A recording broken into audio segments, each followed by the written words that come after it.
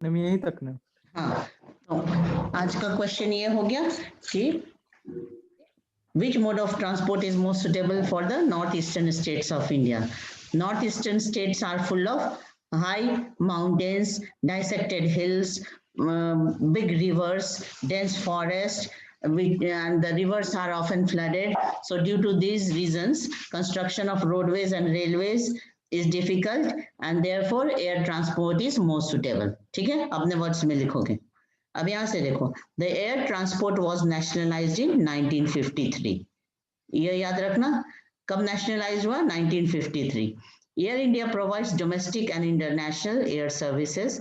Pawan Hans Helicopter Limited provides helicopter service to Oil and Natural Gas Corporation in its offshore operations. Offshore पढ़े थे ना तुम लोग? जैसे मुंबई हाई, बॉम्बे से कोस्ट के अंदर सी में कौन सा है? मुंबई हाई, जहां से ऑयल डिगिंग किया जाता है। तो वहां पे कौन सा सर्विस है?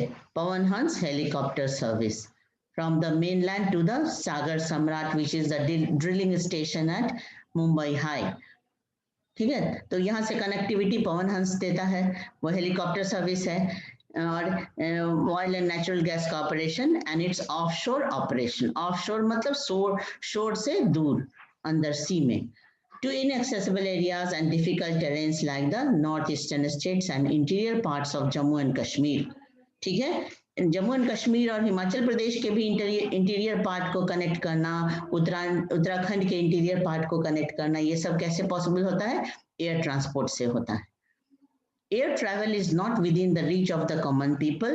It is only in northeastern states. Northeastern states में ये common means of transportation है, air transportation. लेकिन बाकी सब जगहों में ये अभी कॉमन पीपल के रीच में नहीं। हालांकि बहुत चेंजेस आया है अभी तक। अब क्या है, common people, middle class people, सब लोग इसमें ट्रैवल करते हैं एयर ट्रांसपोर्ट में।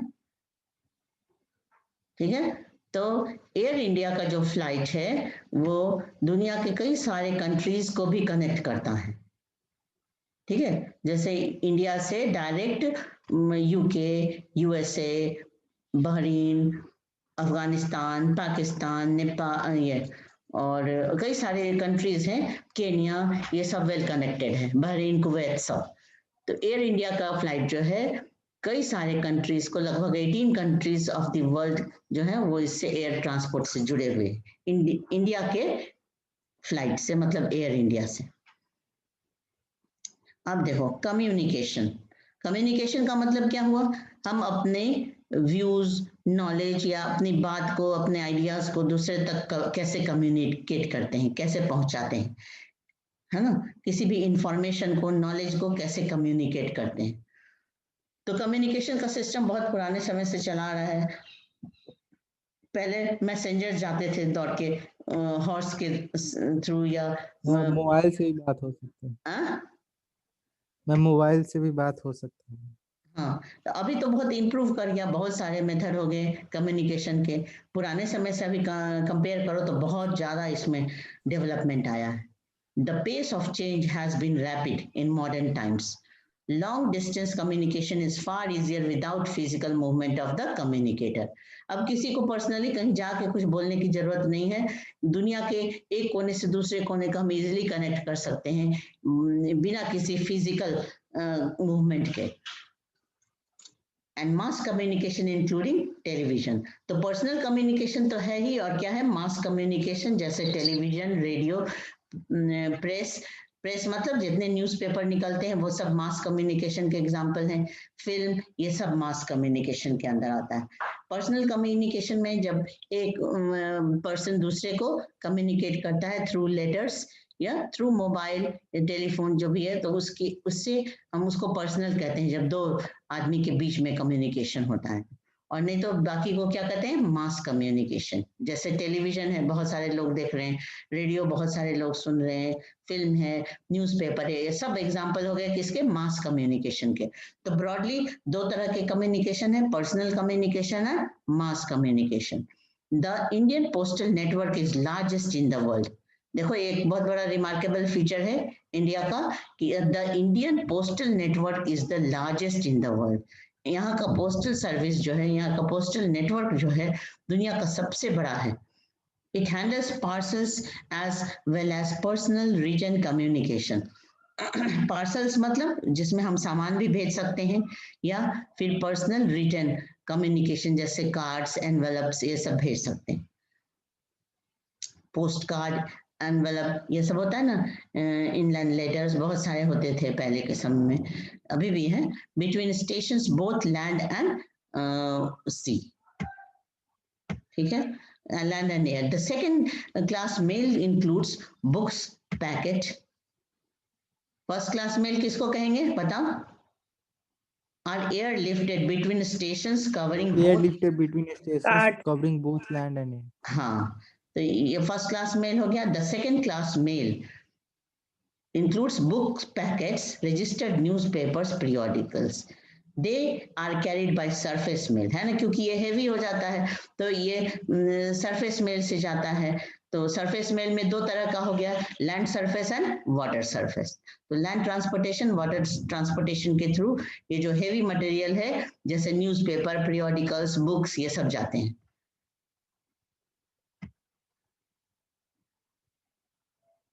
They are carried by surface mail covering land and water to facilitate quick delivery of mails in large towns and cities. बड़े बड़े शहर में जैसे मुंबई, दिल्ली, चेन्नई, कोलकाता, हैदराबाद, ये सारे जो सिटीज हैं, बिग सिटीज, वहाँ पे क्या है, 6 मेल चैनल्स हैं। 6 mail channels have been introduced recently. They are called राजधानी channel, metro channel, green channel, business channel, bulk channel. मतलब इन मेट्रोपॉलिटन स्टेट्स में लेटर्स को फास्ट मूवमेंट के लिए कुछ और तरीका है, फिर वो जो हेवी मटेरियल्स हैं जैसे बुक्स, जर्नल्स, पीरियोडिकल्स, ये सब के लिए अलग है। बिजनेस का मटेरियल है तो उसके लिए अलग है ना। बल्क मेल मतलब जिसमें बहुत सारे गुड्स जाते हैं, लेकिन ये सब के सब का एम क्या है, पर्पस क्या है? Very fast movement of mail within the metropolitan cities. इसके लिए ये सारे इंट्रोड्यूस किए गए हैं, Rajdhani channel, metro channel, green channel, business channel, bulk mail channel and periodical channel. ठीक है, इसमें फर्क इतना ही है कि किसी में सिर्फ लेटर है तो किसी में सिर्फ पीरियोडिकल, न्यूज़पेपर, ये सब है, तो किसी में कुछ दूसरे आइटम है, सॉलिड आइटम्स हैं, गुड्स हैं, ऐसे वो डिफर करता है। ठीक है, इस मैप में एक चीज और बताना है, जो कल हम लोग ये मैप स्टडी किए थे ना, इसमें एक चीज और आज ध्यान दे दो, क्योंकि जो इंटरनेशनल एयरपोर्ट है ना वो भी मैप वर्क में आता है। तो मैप वर्क में सबसे पहले देखो यहाँ पे है, इस कॉर्नर पे तुम डॉट लगाना अमृतसर का। अमृतसर में क्या है, इंटरनेशनल एयरपोर्ट है जिसका नाम है राजा सांसी इंटरनेशनल एयरपोर्ट। अमृतसर हिस्ट्री में भी तुम लोग मार्क करते होगे, एकदम ठीक इस कॉर्नर पे याद रखना अमृतसर।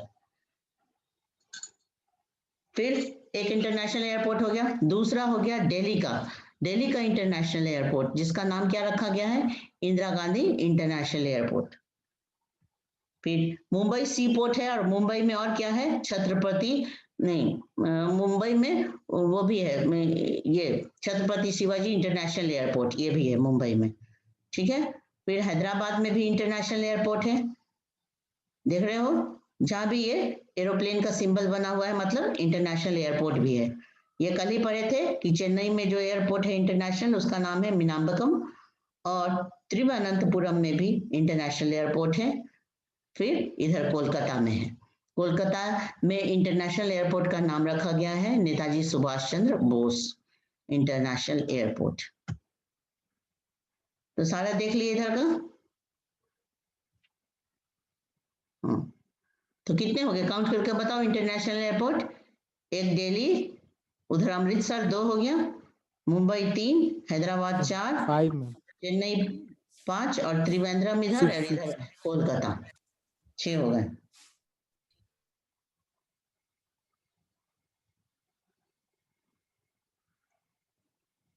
अब ये देखो बॉक्स में क्या लिखा हुआ है, digital India is an umbrella programme. Umbrella programme उसको कहते हैं जो एक ही अम्ब्रेला के नीचे सारे हो जाना, इकट्ठा हो जाना, मतलब पूरे इंडिया को एक ही डिजिटल प्रोग्राम के अंदर कवर कर लेते हैं, तो इसको कहते हैं digital India umbrella programme.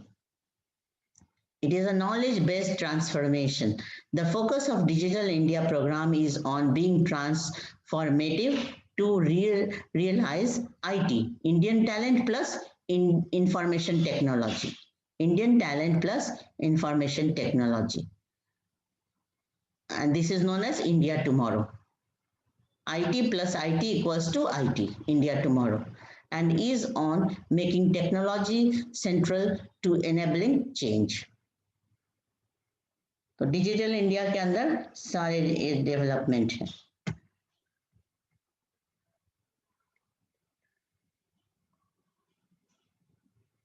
Whose father name is Trilokinath? You enter with your own name. India has one of the largest telecom network in India. है ना, जैसे इंडिया का पोस्टल सर्विस सबसे बड़ा है, टेलीकम्युनिकेशन भी लार्जेस्ट है इंडिया का, क्योंकि इंडिया तो अपने ही एक बहुत बड़ा कंट्री है, मतलब साइज के हिसाब से तो 7th लार्जेस्ट है, लेकिन पॉपुलेशन और रेसिडेंसेस और इतना लोगों का रहना इतना ज्यादा है, यहाँ पॉपुलेशन में 2nd पोजीशन है, तो इसलिए नेटवर्क में ये लार्जेस्ट है, टेलीकॉम नेटवर्क में. Excluding urban places, more than 2/3 of the villages in India have already been covered with subscriber trunk dialing.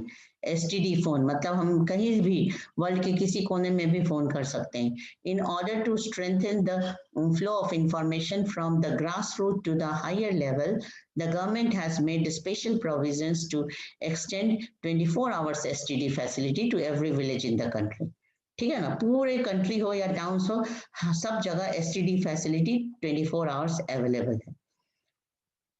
It has been made possible by integrating the development in space technology with communication technology. यहाँ दो चीज है, देखो, space technology and communication technology. मतलब space technology को communication technology के साथ integrate किया गया है. हमारी कम्युनिकेशन टेक्नोलॉजी जो काम कर रही है वो स्पेस टेक्नोलॉजी से रिलेटेड है, इसलिए डेवलपमेंट बहुत तेजी से हुआ है. Mass communication provides entertainment, creates awareness among the people, various national programmes and policies. है ना, जैसे तुम टेलीविजन देखते हो या न्यूज़पेपर पढ़ते हो, तो इससे क्या होता है, एंटरटेनमेंट तो होता ही है, अवेयरनेस भी बढ़ती है, नॉलेज भी बढ़ता है. It includes radio, television, newspaper, magazine, books and films. All India radio, Akashvani, ठीक है ना, ऑल इंडिया रेडियो को क्या कहा जाता है, Akashvani, broadcast a variety of programme in national, regional and local languages for various categories of people spread over different parts of the country. तो India में जितने भी लैंग्वेजेस है ना, उतने लैंग्वेजेस में यहाँ के दूरदर्शन और आकाशवाणी ब्रॉडकास्ट करते हैं और टेलीकास्ट करते हैं.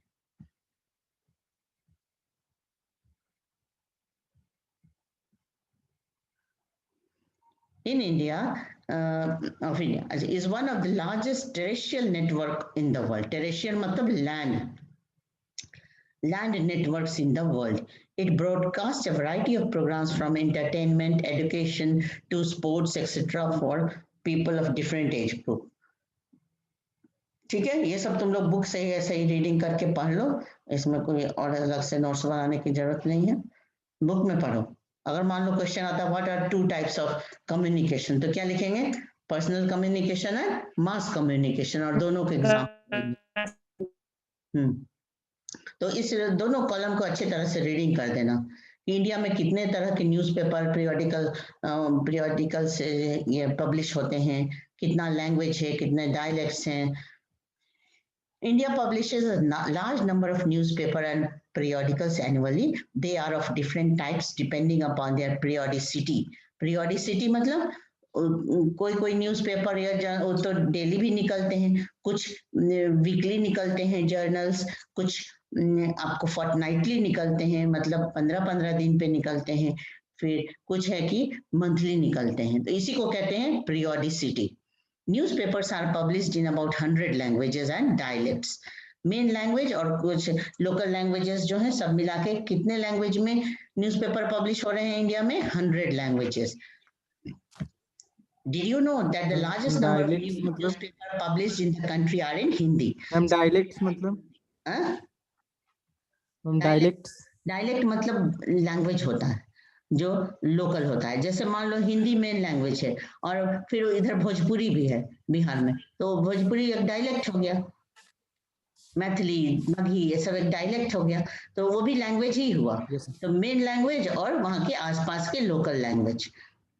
तो और हिंदी में सबसे ज्यादा न्यूज़पेपर पब्लिश होते हैं, उसके बाद पोजीशन आता है इंग्लिश का और तब उर्दू का। India is the largest producer of feature film. देखो ये कम्युनिकेशन के फील्ड में इंडिया का कितना रिकॉर्ड है। फीचर फिल्म में भी इंडिया लार्जेस्ट है वर्ल्ड का। It produces short films, video films, कई तरह के फिल्म बनते हैं, feature film, short film, video films. And ये जो सेंट्रल बोर्ड ऑफ सर्टिफिकेशन है, ये अथॉरिटी है, उस फिल्म को सर्टिफाई करता है, उसको सर्टिफिकेट देता है कि हाँ वो पब्लिश करने के लायक, शो करने के लायक है कि नहीं। क्या कहते हैं? The central board of film certification.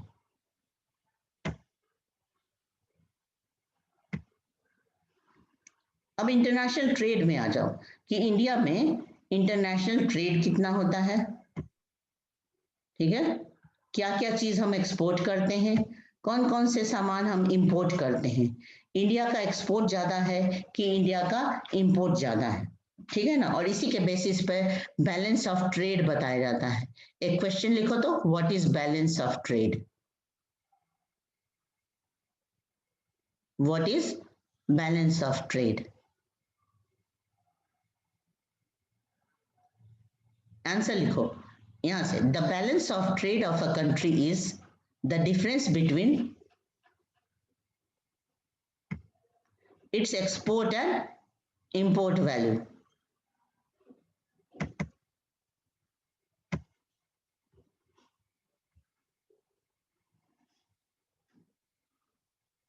क्या लिखे अंबिका, रिपीट करो।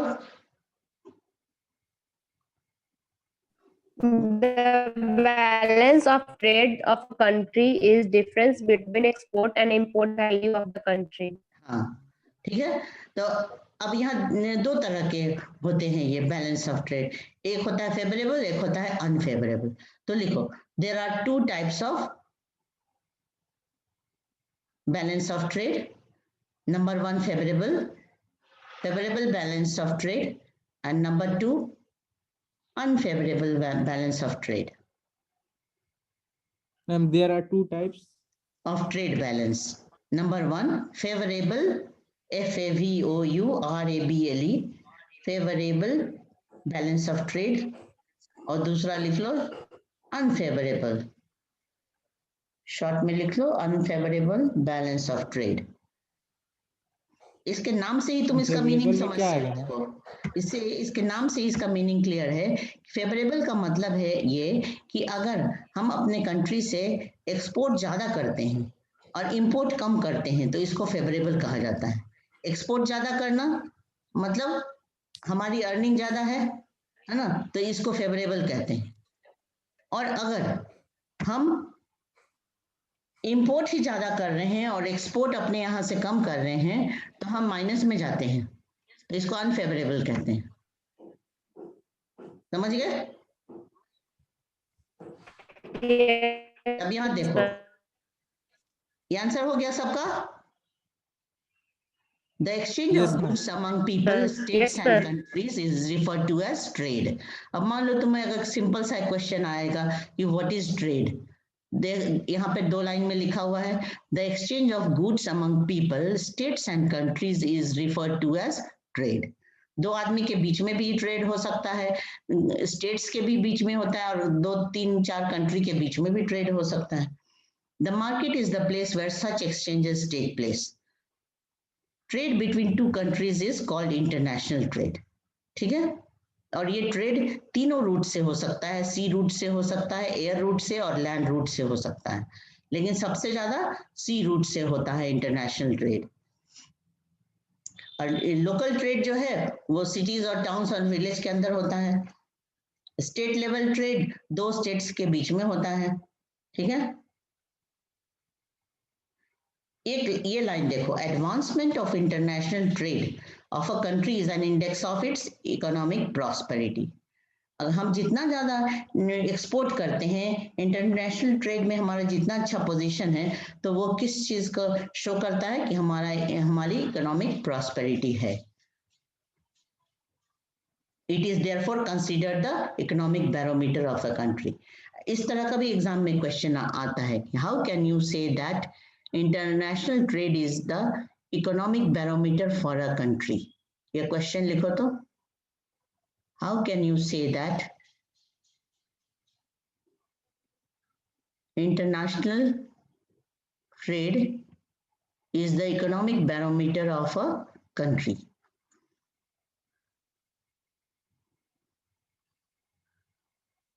How can you say that? How can you say that international trade is the economic barometer of a country? अब इसके आंसर में क्या लिखोगे कि जिस कंट्री का इंटरनेशनल ट्रेड बहुत एडवांस होता है, सपोज करो वो बहुत एक्सपोर्ट कर रहा है, इंपोर्ट भी कर रहा है, लेकिन एक्सपोर्ट में बहुत आगे है, तो उस कंट्री की अर्निंग बहुत ज्यादा होगी, इसलिए वो वहां के इकोनॉमिक डेवलपमेंट को शो करता है, इसलिए इसको इकोनॉमिक बैरोमीटर कहते हैं.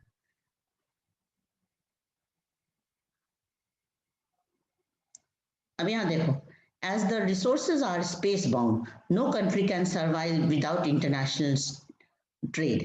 Export and import are components of trade. ठीक है, कोई भी कंट्री ये नहीं कह सकता है कि हम बिना इंटरनेशनल ट्रेड के सरवाइव कर लेंगे, कुछ ना कुछ उसको इंटरनेशनल ट्रेड के ऊपर डिपेंड रहना होता है. ये सारा लिख लिए, बैलेंस ऑफ ट्रेड हो गया. अब यहाँ आ जाओ.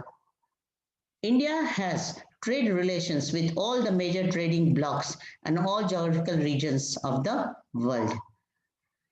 The commodities exported from India to other countries include gems, jewelry, chemicals and related products, agricultural and allied product. इसको अंडरलाइन करो. इंडिया से क्या क्या एक्सपोर्ट होता है? Allied products क्या है?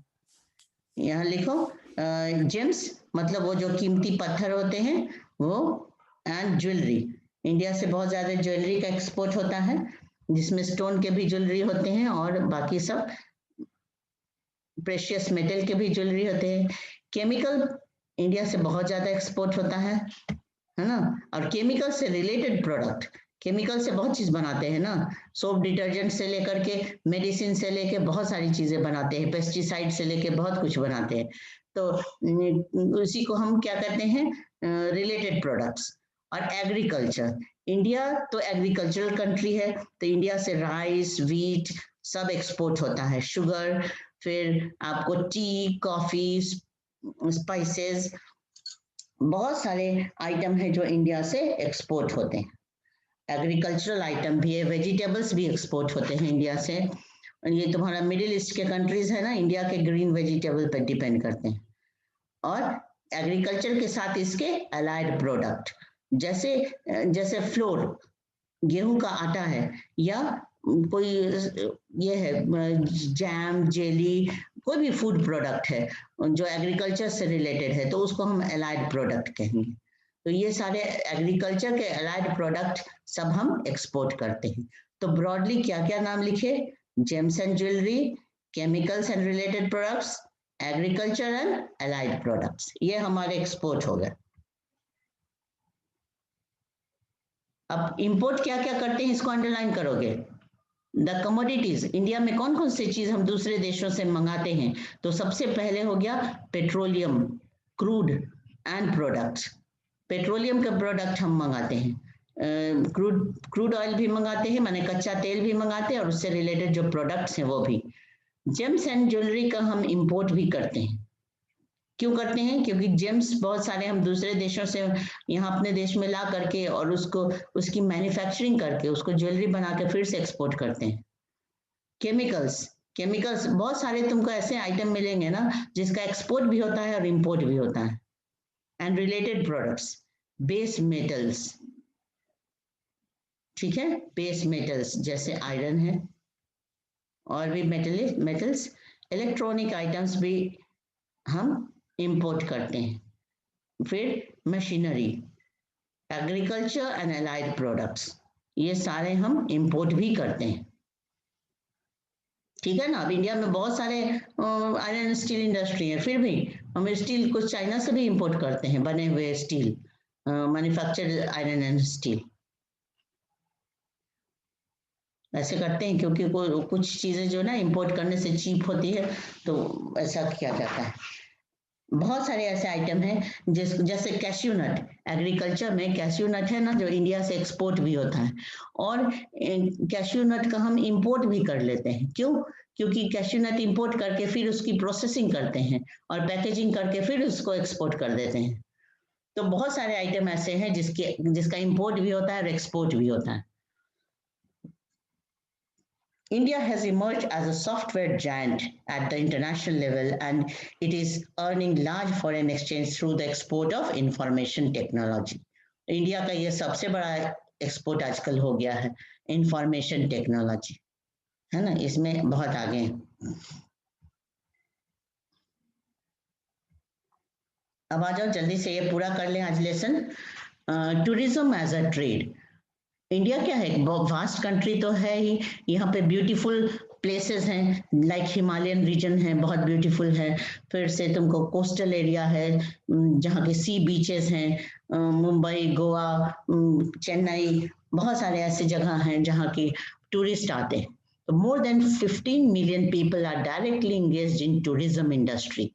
तो अगर टूरिस्ट आते हैं किसी जगह पे, तो वहाँ के लोकल पीपल को बहुत एम्प्लॉयमेंट मिलता है ना।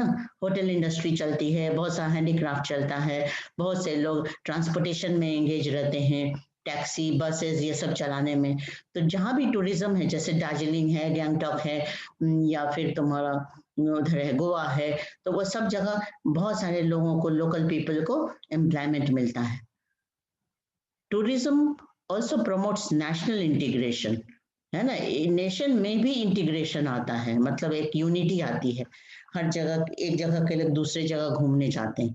Provide support to local handicrafts, cultural pursuits. अब जैसे राजस्थान में बहुत फॉरेन टूरिस्ट आते हैं, उधर उदयपुर और माउंट आबू, ऐसे ऐसे जगह में बहुत लोग आते हैं, जैसलमेर, ये सब में। तो वहाँ के कल्चरल परस्यूट्स को भी बढ़ावा मिलता है ना, वहाँ के लोकल फैब्रिक्स, वहाँ के हैंडीक्राफ्ट्स, इंटरनेशनल अंडरस्टैंडिंग बढ़ती है। तो ये सब टूरिज्म का इम्पोर्टेंस हो गया कि टूरिज्म डेवलप होने से क्या क्या फायदे हैं। लोकल पीपल का एम्प्लॉयमेंट बढ़ता है, अर्निंग बढ़ती है, नेशनल इंटीग्रेशन बढ़ता है, इंटरनेशनल अंडरस्टैंडिंग बढ़ती है। ये सब टूरिज्म का प्लस पॉइंट है ना। हमारे कल्चरल और नेचुरल हेरिटेज का हम ये करते हैं, प्रोटेक्ट करके रखते हैं। तो टूरिज्म कई तरह के होते हैं, जैसे हेरिटेज टूरिज्म, है ना, एक हो गया हेरिटेज टूरिज्म। फिर और क्या हो गया, business tourism, adventure tourism, cultural tourism, यहाँ के कल्चर को, हिस्टोरिकल मॉन्यूमेंट्स को देखने के लिए लोग आते हैं। फिर एडवेंचर टूरिज्म तुम कहोगे, जैसे कि माउंटेनियरिंग, राफ्टिंग, ये सब एडवेंचर टूरिज्म के लिए भी लोग आते हैं। मेडिकल ट्रीटमेंट के लिए लोग आते हैं, तो इसको मेडिकल टूरिज्म कहते हैं। जैसे साउथ इंडिया में अपोलो हॉस्पिटल, वहाँ दिल्ली में आपको बहुत सारे हैं, फोर्टीज हैं, तो एम्स है, बहुत सारे हॉस्पिटल है जहाँ के दूसरे देशों के लोग आते हैं, ठीक है। और बिजनेस टूरिज्म, बिजनेस के लिए तो लोग एक कंट्री से दूसरे कंट्री में जाते ही हैं। हाँ रोहन बोलो, क्या बात है। परस्यूट्स मतलब परस्यूट्स वर्ड जो देख रहे ना, एक मिनट रुको, किस वर्ड के साथ था ये, कल्चरल परस्यूट्स। हम नीचे में लिखा हुआ। हाँ वही परस्यूट्स, मतलब उस वर्ड के साथ ही समझो इसको।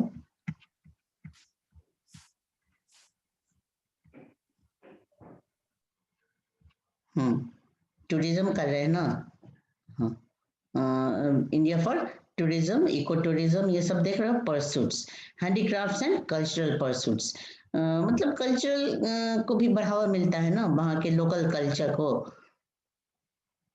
जैसे राजस्थान में जाते हैं ना फॉरेन टूरिस्ट, तो वहाँ के जो ये है ना, क्या कहते हैं, वहाँ के लोकल जो फोक सॉन्ग्स, म्यूजिक, डांस, ये सब है ना, उसको बहुत बढ़ावा मिलता है, उसी को तुम कहोगे cultural pursuits. There is a vast potential for development of tourism in all parts of country. Efforts are being made to promote different types of tourism for this upcoming industry.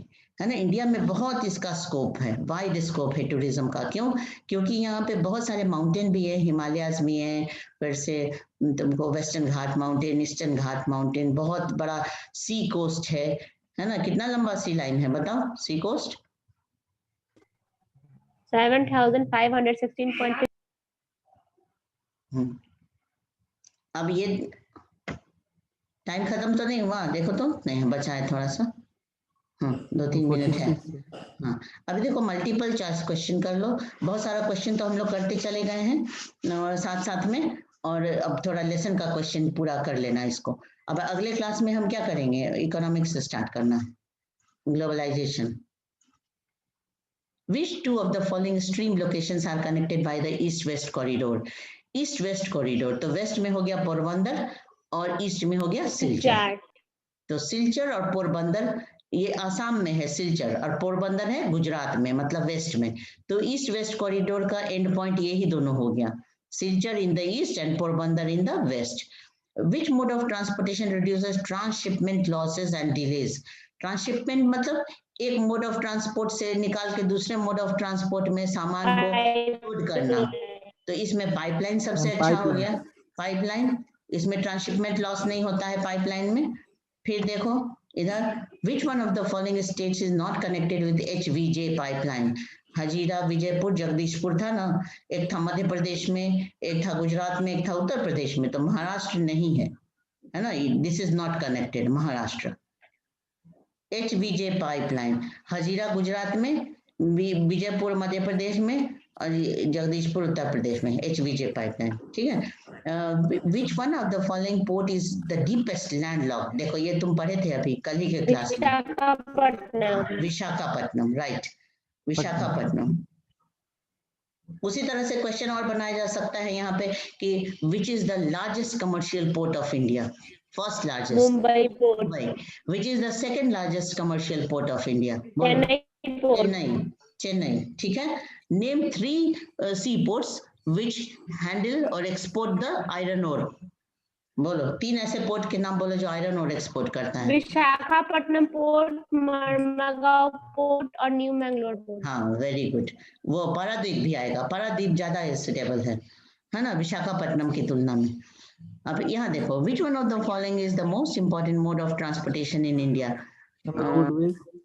हाँ, इंडिया में सबसे important कौन सा है? तो कौन सा होगा बताओ? पाइपलाइन, रोडवेज ही होगा। रोडवेज, हाँ रोडवेज। अच्छा एक और क्वेश्चन देखो, which one of the following term is used to describe trade between 2 or more countries? तो इंटरनेशनल ट्रेड है ना, ये सब बहुत आसान है। हाँ, state any 3 merits of roadways.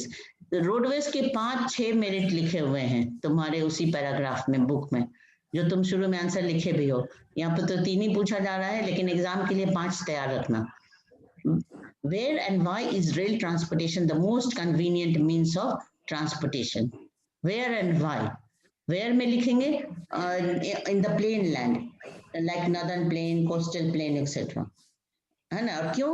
क्योंकि यहाँ पे सबसे ज्यादा कमर्शियल डेवलपमेंट हुआ है और सबसे ज्यादा पॉपुलेशन प्लेन लैंड में ही होता है, इसलिए रेल ट्रांसपोर्ट सबसे ज्यादा नॉर्दर्न प्लेन में डेवलप हुआ। What is the significance of border roads? Border road मतलब सीमा क्षेत्र में, जो हमारे कंट्री का बॉर्डर पाकिस्तान, चाइना ये सबसे लगा हुआ है, वहां बॉर्डर रोड बनाना क्यों जरूरी है? तो आर्मी पर्सनल के मूवमेंट, वॉर में मैं मदद भी करता हूं। हाँ, वॉर में सब तरह का मदद पहुंचाने के लिए फौज के जो टैंक है, गाड़ी है, वो सब कैसे जाएंगी? तो for the movement of army, defence personnels and their equipments, लोगों के लिए भी और उनके इक्विपमेंट्स के लिए भी। और दूसरी बात यह है कि बॉर्डर एरिया का इकोनॉमिक डेवलपमेंट अगर करना है, वहाँ के आसपास के विलेजेस का और रीजन का